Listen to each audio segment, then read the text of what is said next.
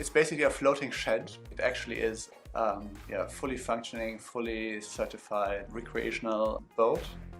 Maybe a little bit strange yacht, or as one lock operator called it on the radio in France, a bateau plaisance bizarre, or bizarre pleasure boat.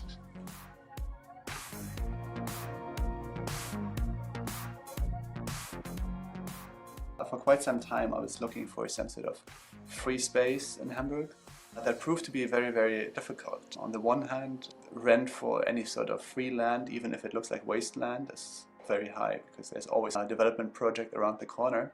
The first idea was to build a tree house, and we actually started doing that 3 years ago, but then ran into bureaucratic troubles with the Port Authority. The one thing where the Port Authority doesn't have any control about is what is happening on the water. It's totally contrary to what you would imagine, but that's how it is.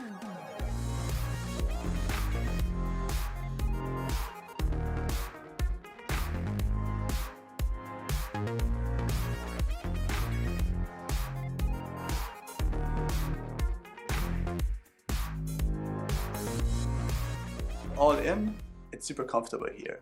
I do have running water. The electricity is photovoltaic, it comes from the sun. The water is an infinite water recuperation system that filters the water that I'm floating in. So it has all the basic amenities you need. It has Wi-Fi and so on. But of course there's differences between this boat and a normal apartment. It's pretty nice and warm when you are firing the oven, but it's cold when you don't. So in the winter when it's -degrees outside and you're out all day, and then maybe also meeting friends in the evening, and you come back home at 1 a.m. and it's freezing cold on the boat, and you actually have to fire up the oven first for an hour or something like that before you can go to sleep. That's the moment where it gets annoying. So of course there's like a GPS aided route planning system. You just say, oh, I want to go from Hamburg to Berlin, and then it tells you the route, it tells you how long it takes, just like when you take your bike or your car.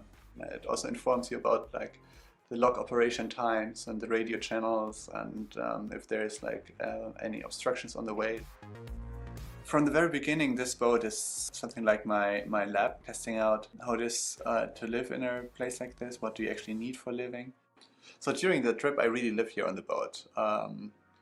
I sleep here, I shower here, I eat here, I travel with the boat, I work here. So the boat is right now basically